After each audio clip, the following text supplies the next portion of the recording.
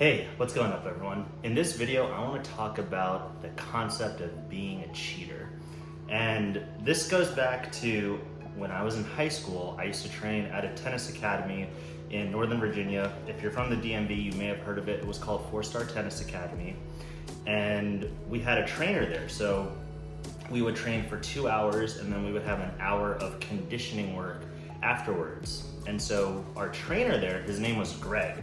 And he couldn't have been more than 5'5", 5'6".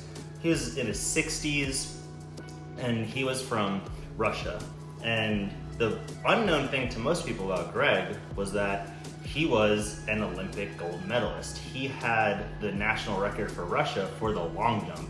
And again, at his height, it was very unassuming to think that someone with his stature would have something like the national record. And he never carried himself in any kind of cocky or conceited way. He was very humble and down to earth. And I remember I asked him once about it and he said, well, what does it matter? It was in the past, it was so long ago.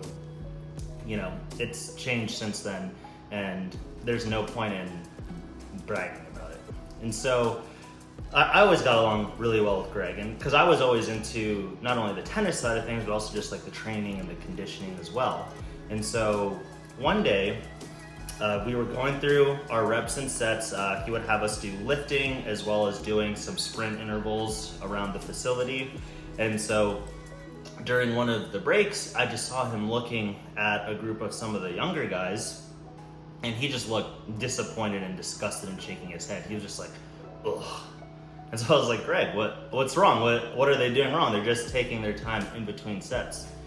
And he'll say, and this, I don't know how it'll be received just because of relations right now.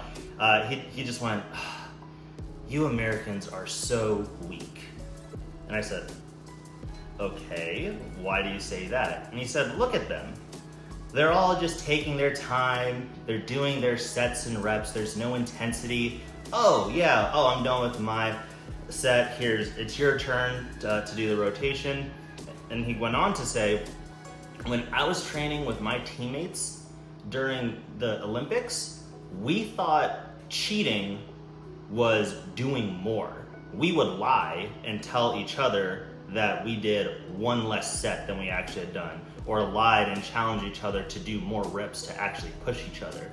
That's what our definition of cheating was. I don't understand why all of these kids here think cheating is skipping out on doing their sets and reps and intervals. And that really stuck with me. And it's a mindset that I've carried throughout my life since then. So for example, in college, when I would train with my teammates, I actually followed the same exact philosophy. And everyone knew that about me. So they would say like, oh, how many reps did you do? And I would say, I don't know. I could have hit 10, I could have hit 15, I could have hit 20. I'll let you know after you do your set. And then that would actually get everyone to push each other to be better. And even further beyond that, it's something where I see it even in my day-to-day work. I'm in the cybersecurity space.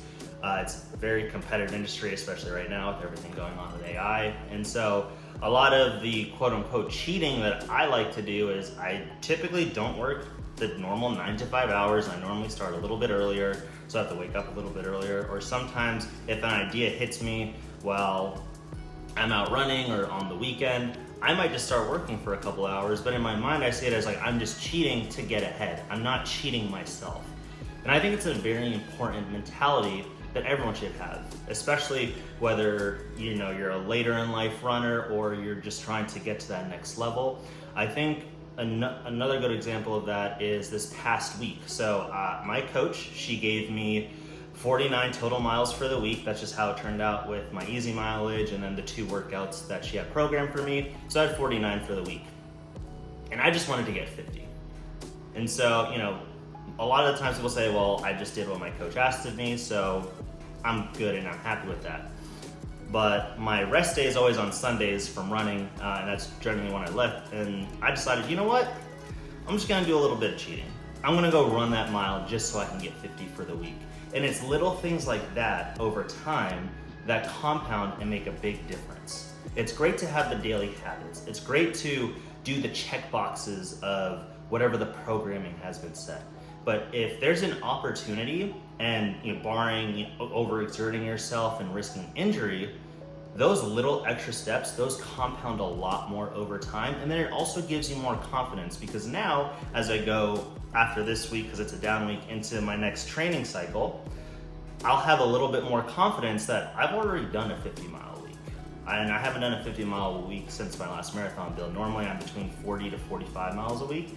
And so it's little things like that that not only help you physically, but also give you those mental gains as well. And I think that's something that as runners, again, whether we're doing it for our health or we're trying to get a specific time, things like that can make a world of a difference. So at the end of the day, always think to yourself, how can I be a better cheater?